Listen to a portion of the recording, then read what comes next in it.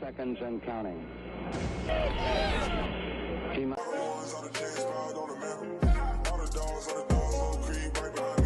How's it going, y'all? Welcome back to another Clutch Scene Entertainment video.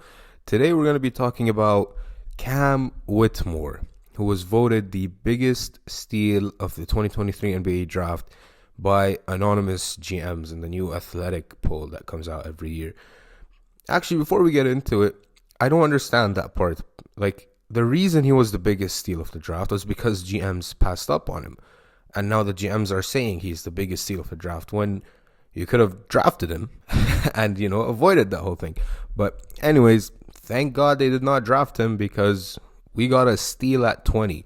Cam Whitmore was projected to go top 4 in the draft, and somehow we got him at pick 20. So it's pretty special to consider that we left that draft with Amen Thompson and Cam Whitmore somehow, when, there was rumors before the draft that Cam Whitmore was going to be picked by the Rockets in the 4th pick. And, it had the fan base in shambles and Twitter was all over the place. But we got him at 20. So very, very good news. The Rockets, as you may know, have just played their first preseason game against the Pacers. They beat them 122-103. And Cam Whitmore played a very, very big part of that. He scored 15 points in 17 minutes, and he had a plus-minus of 21. He led the team, showcased some good defense.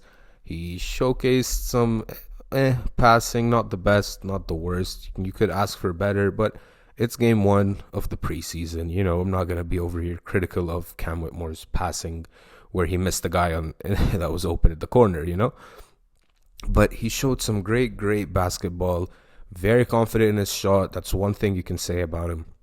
He shot 75% from 3, missed 1 3, he took 4, and he shot 60% from the field. Great, great game by him.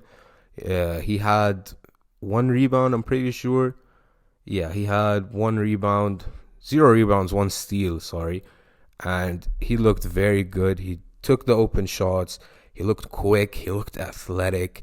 He hit one of those step-back threes that I was like, wait a minute, that kind of looks like Anthony Edwards. That doesn't look like Cam Whitmore. But again, it's game 1 of the preseason. I'm not going to overreact and say we have the next Anthony Edwards or the next Jaylen Brown or the next Carmelo Anthony. But I do find it funny that he wears number 7, just like Carmelo did. And he kind of plays like Carmelo a bit more, plays more of like a modern Carmelo Anthony, I feel like. So it's a bit of a preseason overreaction here, but he's definitely a talented individual that I have no idea how he fell this low in the draft. Could be because of the injury concerns that he had. He looked pretty healthy to me. He looked pretty good.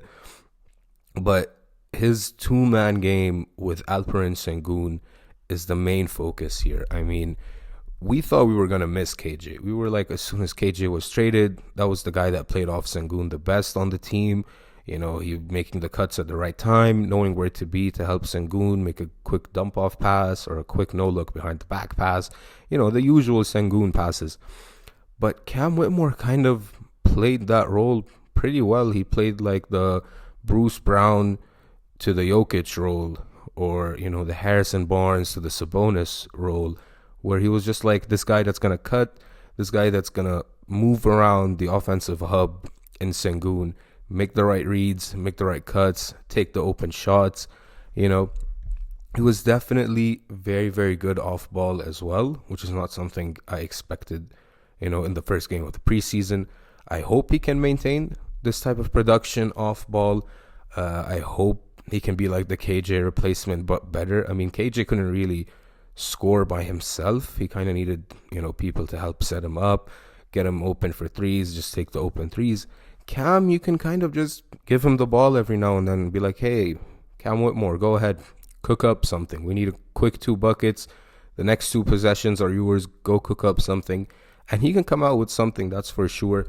Hit a couple of step backs. He has a good first step on him. He can reach to the basket, get a quick layup in. Also, him being 6'7" helps a lot with, his speed, with how athletic he is. He had 2-3 dunks. One of the dunks where he almost posterized the defender, but then the defender remembered that it was a preseason game, and he was just like, "Yeah, this is a preseason game. I'm not contesting that. It's not worth it." Yeah, he looked very, very good, very athletic, just what I expected kind of from him to be around Sengun, make cuts. I do want to see his passing improve, obviously, but again, it is game one of the preseason. Let's not, overreact and go say Cam Whitmore has tunnel vision. Cam Whitmore cannot pass. He's selfish. It's game one of the preseason. It's gonna be a long, long season with a first year head coach. Technically, this is his first year with the Rockets. It's gonna be, two rookies, a lot of young players, third year guys, second year guys, and two veterans that are gonna be in the starting lineup, and Dylan Brooks and Fred VanVleet. So it's gonna be an exciting season, but you guys have to buckle up because it's going to be a long, long season. 82 games, 2 more preseason games at least. We're going to see a lot of Cam Whitmore, a lot more than we expect.